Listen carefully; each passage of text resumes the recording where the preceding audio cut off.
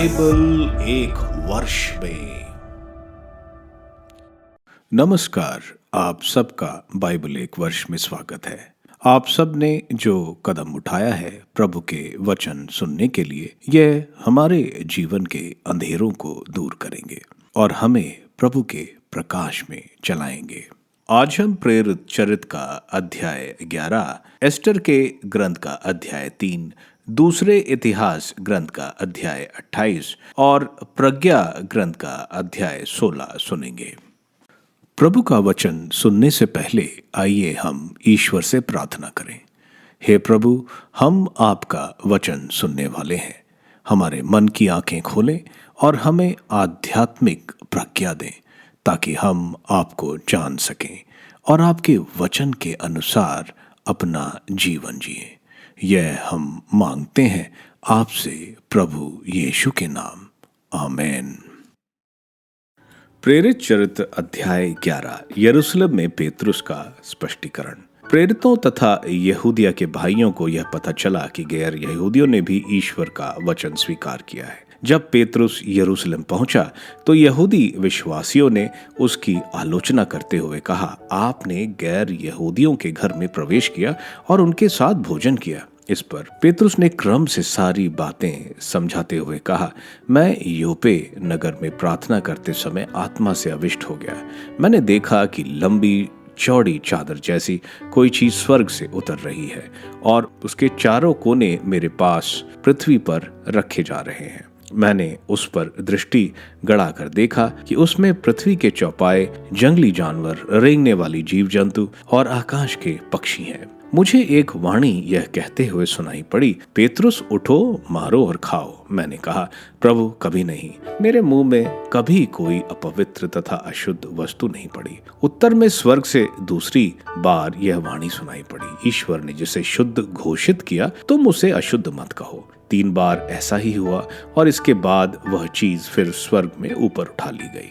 उसी समय कैसरिया से मेरे पास भेजे हुए 3 आदमी उस घर के सामने आ पहुंचे जहां मैं ठहरा हुआ था। आत्मा ने मुझे आदेश दिया कि मैं बेखटके उनके साथ जाऊं। ये 6 भाई मेरे साथ हो लिए और हमने उस मनुष्य के घर में प्रवेश किया। उसने हमें बताया कि उसने अपने यहाँ एक स्वर्गदूत को देखा जिसने उससे यह कहा, आदमियों को योपा भेजिए और सिमोन को, जो पेतरुस कहलाते हैं, बुलाइए। वह जो शिक्षा सुनाएंगे उसके द्वारा आपको और उसके सारे परिवार को मुक्ति प्राप्त होगी। मैं बोलना आरंभ किया ही था कि पवित्र आत्मा उन लोगों पर उतरा जैसे कि वह प्रारंभ में हम पर उतरा था। उस समय मुझे प्रभु का वह कथन याद आया, योहन जल का बपतिस्मा देता था, परंतु तुम लोगों को पवित्र आत्मा का बपतिस्मा दिया जाएगा।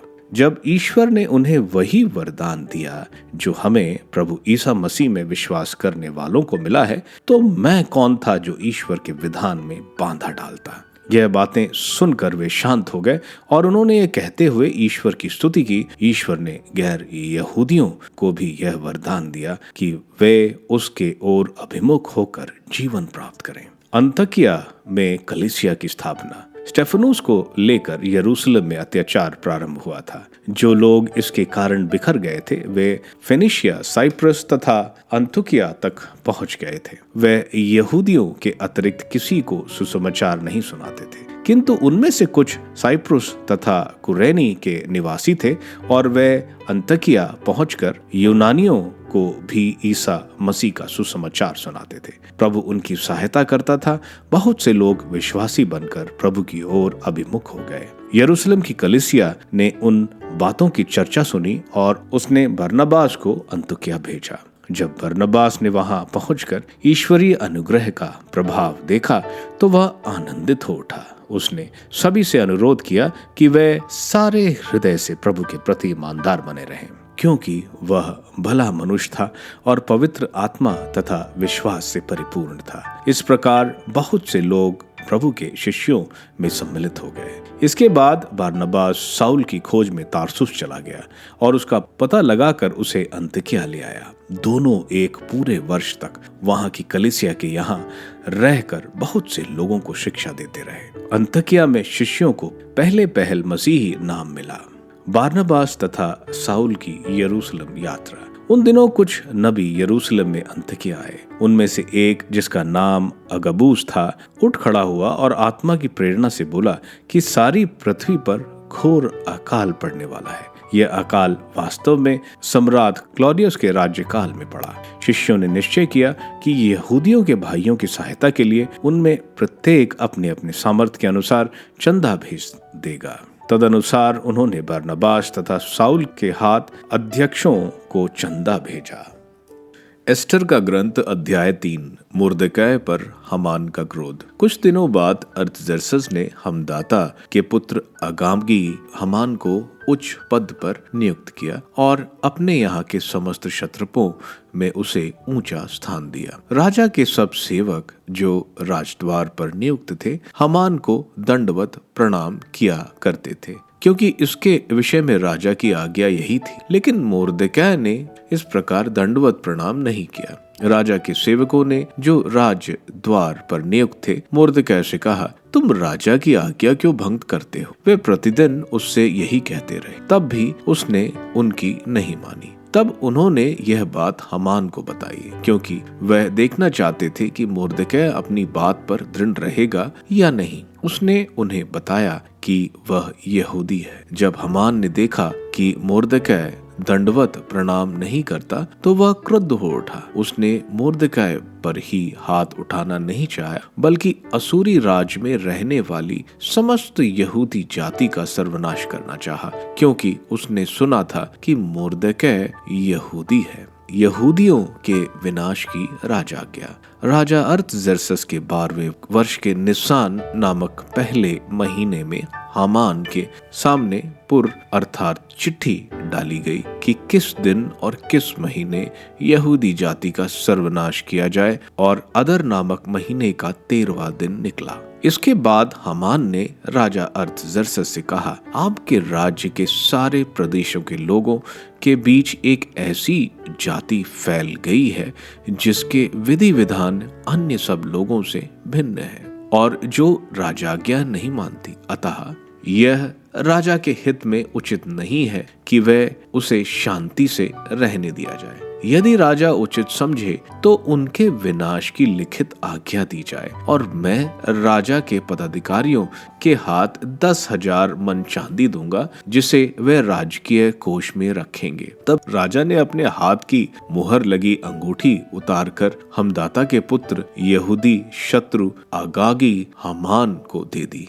राजा ने हामान से कहा, वह चांदी तुम्हारे पास रहे और उस जाति के साथ तुम जो चाहो वही करो। पहले महीने के 13वें दिन राजा के सचिव बुलाए गए। हामान के आदेशानुसार राजा के क्षत्रपों, सभी प्रदेशों के राज्यपालों और सभी जातियों के शासकों को प्रत्येक प्रदेश की लिपि तथा प्रत्येक जाति की भाषा में लिखित आज्ञा दी गई। वह आज्ञा राजा अर्थजर्सस के नाम से लिखी गई और उस पर राजा की अंगूठी की मोहर लगा दी गई। ये आज्ञा पात्र राजा के सब प्रदेशों में हरकारों द्वारा भेज दिए गए। इनमें लिखा था कि आदार नामक 12वें महीने के 13वें दिन ही सभी यहूदियों, युवकों और वृद्धों, शिशुओं और स्त्रियों का सर्वनाश और वध किया जाए और उनकी संपत्ति लूट ली जाए। राजाज्ञा की प्रतिलिपि इस प्रकार है। भारतवर्ष की सीमा से लेकर इथियोपिया की सीमा तक 127 प्रदेशों के क्षत्रपों और उनके अधीनस्थ पदाधिकारियों को महाराजा अर्थजर्सस ये लिखते हैं। बहुत सी जातियों पर शासन और सारी पृथ्वी का अधिकार प्राप्त होने पर भी मैं ये नहीं चाहता मैं प्रभुता प्राप्त कर अहंकारी बन जाऊं, बल्कि यह चाहता हूं कि मैं अपनी प्रजा पर सदा दया और उदारता से शासन करता रहूं, जिससे मेरी प्रजा भयरहित होकर जीवन बिताए और राज्य के सीमांतों तक सुरक्षित यात्रा कर सके। मैं वह शांति पुनः स्थापित कर सकूं जो सबों को प्रिय है।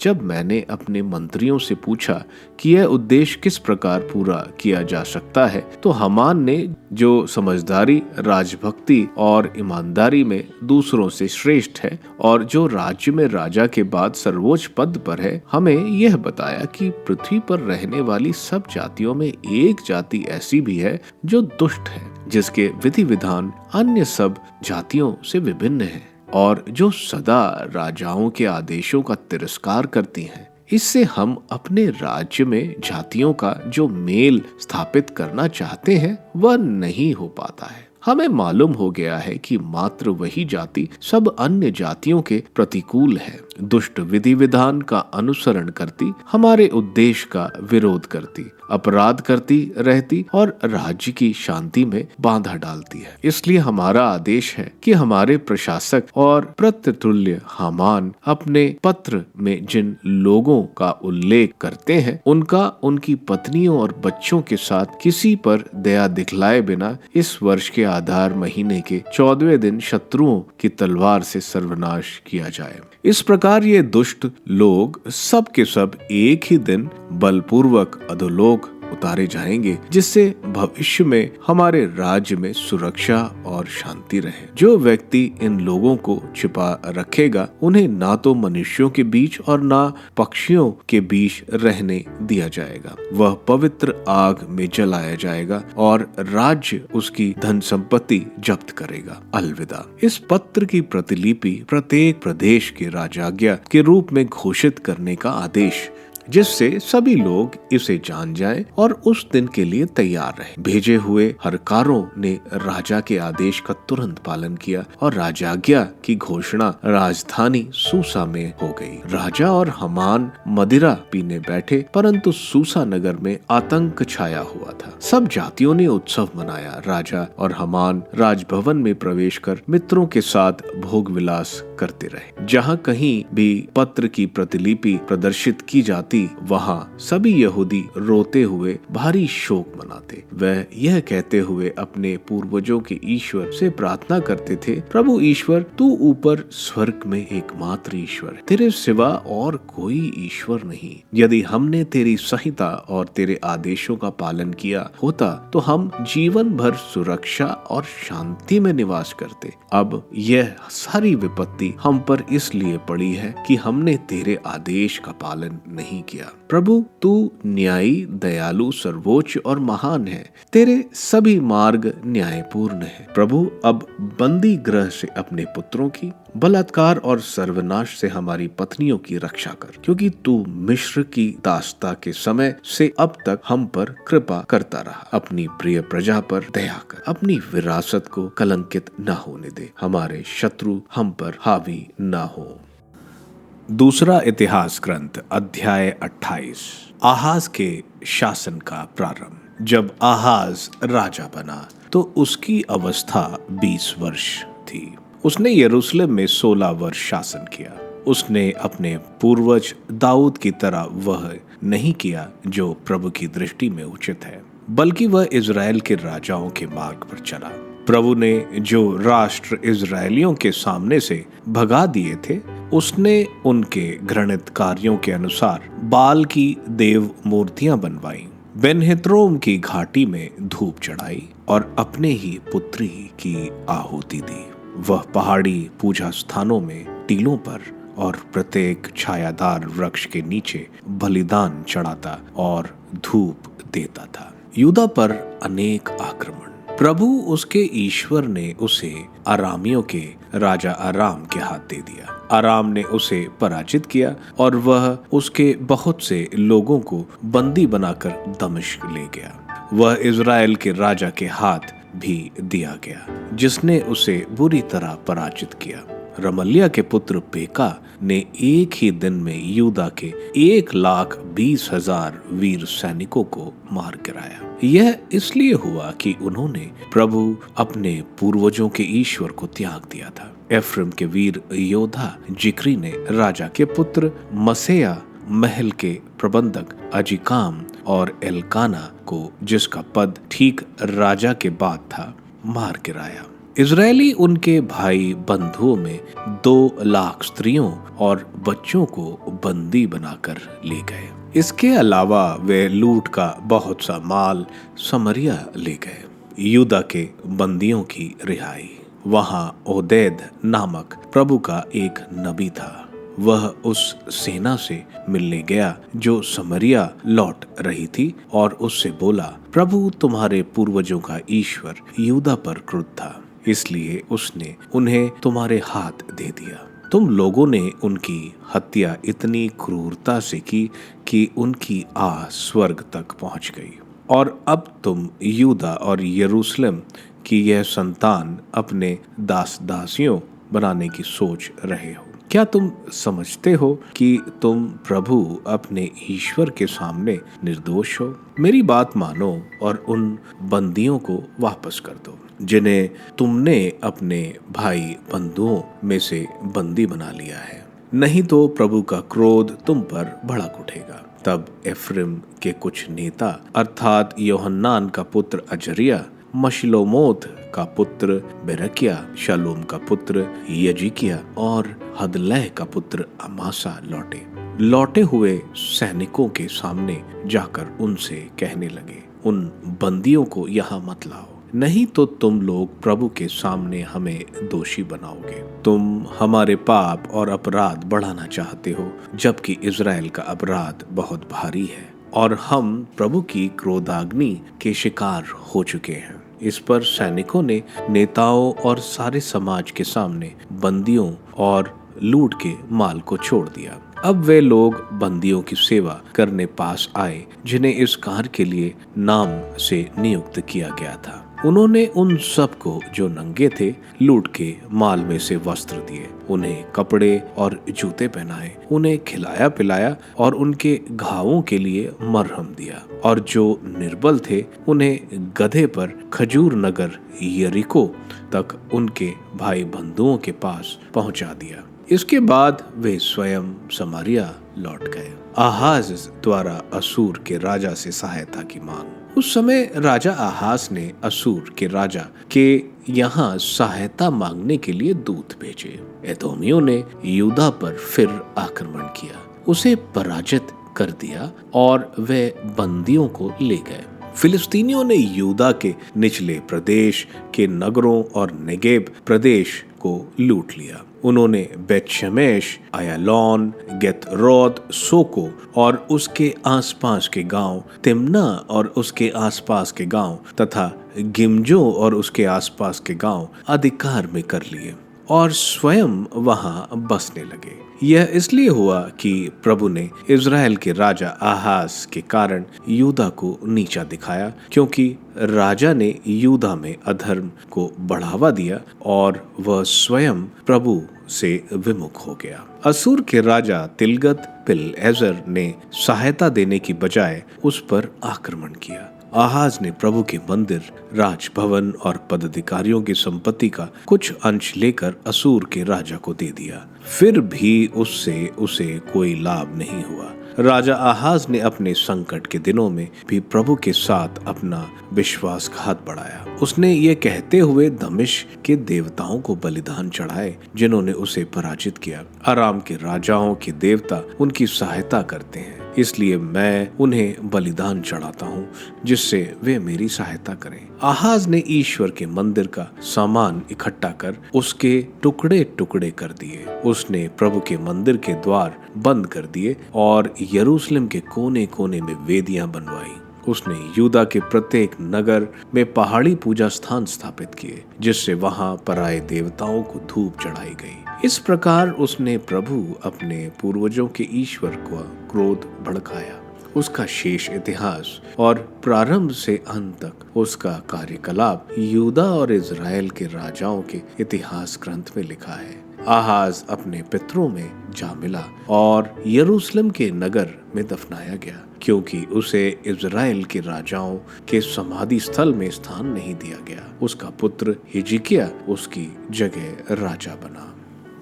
प्रज्ञा ग्रंथ अध्याय 16। मिस्रियों और इजरायलियों की तुलना। उन्हें इस प्रकार के जंतुओं के माध्यम से दंड मिला और कीड़ों के दलों द्वारा कष्ट दिया गया। उस दंड के विपरीत तूने अपनी प्रज्ञा का उपकार किया। तूने उसकी लालसा शांत करने के लिए उसे बटेरों का स्वादिष्ट भोजन प्रदान किया।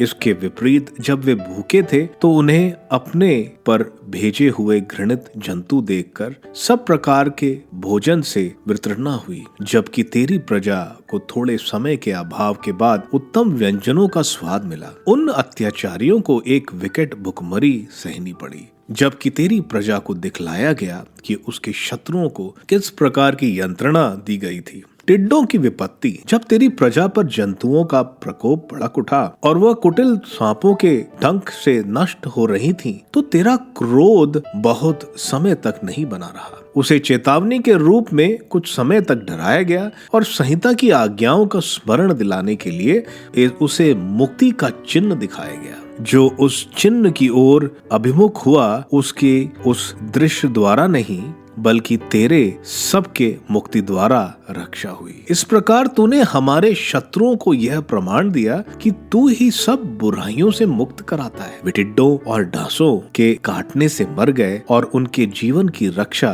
का कोई उपाय नहीं था, क्योंकि वे उस प्रकार के जानवरों द्वारा दंड पाने के योग्य थे। किंतु विषैले सांपों के दांत भी तेरी प्रजा पर विजयी नहीं हुई, क्योंकि तेरी दया ने आकर उसे चंगा किया। वह तेरी आज्ञाओं का स्मरण दिलाने के लिए डसी गई, किंतु उसे शीघ्र ही बचाया गया। कहीं ऐसा ना हो कि वह उन आज्ञाओं को इस प्रकार भुला दे कि वह तेरी उपकारों के प्रति उदासीन बन जाए, क्योंकि उसे किसी जड़ी बूटी या लेप से स्वास्थ्य लाभ नहीं हुआ, बल्कि प्रभु तेरे शब्द ने उसे चंगा किया। जीवन और मृत्यु पर तेरा ही अधिकार है। तू अधोलोक के फाटकों तक पहुंचता और फिर ऊपर उठता है। मनुष्य अपनी दुष्टता के कारण वध कर सकता है, किंतु वह ना तो छूटे हुए प्राणों को वापस लाने में समर्थ है और ना अधोलोक में बंद आत्मा का उद्धार करने में। ओले और मन्ना, कोई तेरे हाथ से भागकर निकल नहीं सकता। जो अधर्मी तुझे स्वीकार करना नहीं चाहते थे, वे तेरे बाहुबल द्वारा मारे गए। वे असाधारण वर्षा, ओले और भीषण आंधी से सताए और बिजली की आग से नष्ट किए गए। सबसे आश्चर्यजनक बात यह थी कि पानी में जो सब कुछ बुझाता है, आग बल पकड़ रही थी, क्योंकि सृष्टि धर्मियों की ओर से युद्ध करती है। ज्वाला कभी कभी शांत हो जाती थी, जिससे दुष्टों के विनाश के लिए भेजे जंतु नहीं मरे और वे स्वयं यह देखकर समझें कि ईश्वर का न्याय उनका पीछा कर रहा है। कभी कभी पानी के बीच में ही ज्वाला धधक उठती थी और आग की स्वाभाविक शक्ति से भी तेज जलती थी, जिससे वह दुष्ट भूमि की फसल नष्ट कर दे। इसके विपरीत तूने अपनी प्रजा को स्वर्ग दूतों का भोजन खिलाया। बिना परिश्रम किए उन्हें तेरी ओर से पकी पकाई रोटी मिली, जिसमें हर प्रकार की मिठास थी और जो सबको रुचिकार लगी। तेरा दिया हुआ पदार्थ तेरी प्रजा की प्रति तेरी वात्सल्य प्रकट करता है। फिर भी वह खाने वाले की इच्छा के अनुसार अपने को हर एक की रुचि के अनुकूल बनाता था। हिम और पाला आग में नहीं पिघलता था, जिससे लोग जान पाए कि शत्रुओं की फसल तो ओले में जलती और वर्षा की चमकती बिजली में आग द्वारा नष्ट हो गई थी, किंतु दूसरी ओर वही आग अपनी शक्ति भूल जाती थी, जिससे धर्मियों को भोजन मिले। प्रकृति तेरे अधीन है, जिसने उसे बनाया है, इसलिए वह अधर्मियों के दंड देने के लिए अपनी शक्ति बढ़ाती और तुझ पर भरोसा रखने वालों का कल्याण करने के लिए उसे मंद कर देती है। इस कारण वह अपने को बदलते हुए तेरे उस वरदान की सेवा करती है, जो अभाव में रहने वालों की इच्छा के अनुसार भोजन संबंधी उनकी सब आवश्यकताओं को पूरा करता था। प्रभु, इस प्रकार तेरे प्रिय पुत्रों को अनुभव हुआ कि मनुष्यों का पोषण विभिन्न फलों द्वारा नहीं होता, बल्कि तेरे वचन उन सब को संभालता है जो तुझ पर विश्वास करते हैं। जो चीज आग द्वारा नष्ट नहीं होती थी, वो सूर्य की किरणों के स्पर्श मात्र से पिघलती थी, जिससे लोग जान जाएं कि सूर्योदय से पहले तुझे धन्यवाद देना और प्रभात के समय तेरे सामने उपस्थित होना चाहिए। जो धन्यवाद नहीं देता, उसकी आशा शीतकालीन भाले की तरह नष्ट हो जाती है और अप्रोच जलधारा की तरह बह जाती है। प्रेरित चरित्र के अध्याय 11 में हम देखते हैं यहूदी क्रिस्तीय जो यरूशलेम में थे वे संत पेतरुस से पूछते हैं वे कैसे किसी अन्य जाति के घर गए और उसके साथ खाना खाया। वास्तव में यह यहूदी क्रिस्ती तो थे, लेकिन वो ये सोचते थे कि उनके समुदाय में मिलने के लिए सर्कमसिशन यानी खतना जरूरी है, क्योंकि सर्कमसिशन के साथ ही वे विधान में शामिल हो सकते हैं। ये यहूदी शिक्षा जो उन्होंने बचपन से सीखी थी वह उनको इन ग्रीक अन्य जातियों से अलग कर रही थी, इसलिए ये अन्य जातियों से नहीं मिलाप करते थे।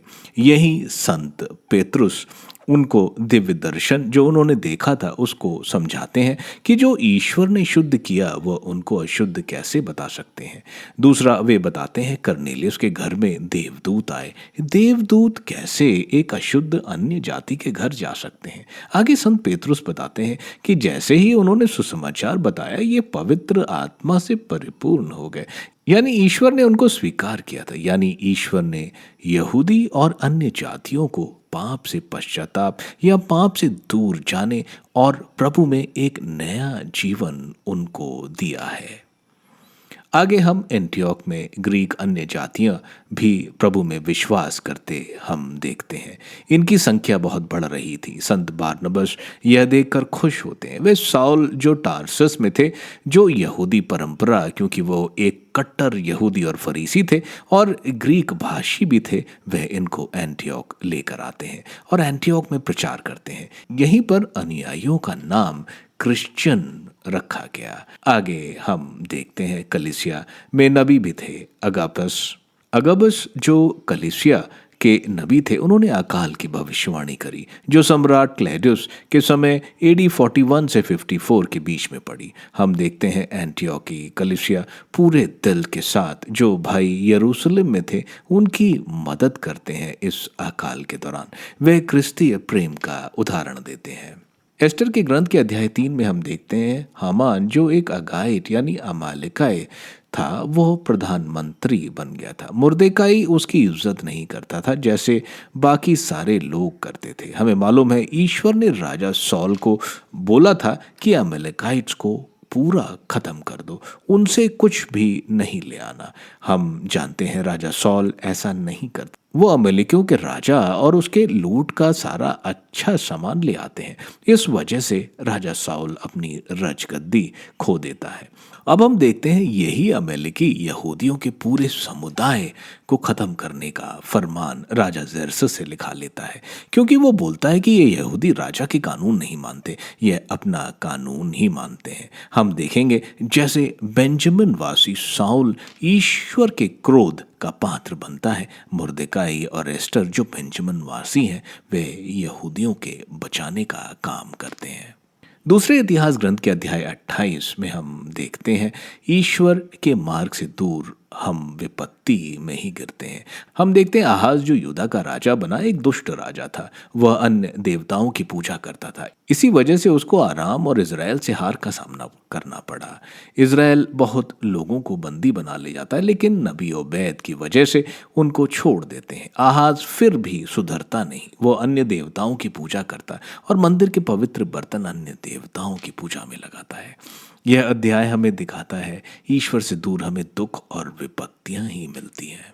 प्रज्ञा ग्रंथ के अध्याय 16 में हम देखते हैं किस तरह मिस्रवासियों की खाने के जानवर मिस्रवासी नहीं खा पाए और वहीं ईश्वर ने इजरायलियों को बटेर मरुभूमि में दिए।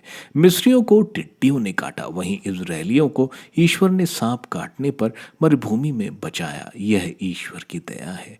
हम दवाई और औषधि नहीं प्रभु के वचन से स्वस्थ होते हैं। कैसे मरुभूमि में प्रभु ने उन्हें मन्ना खिलाया।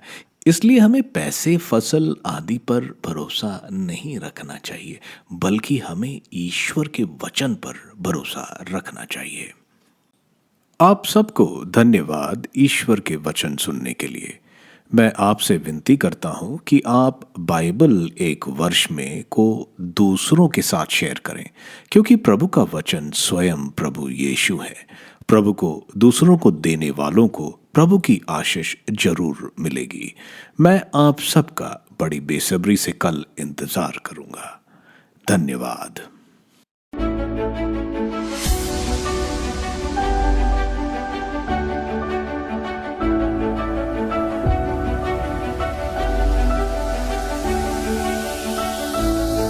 बाइबल एक वर्ष में।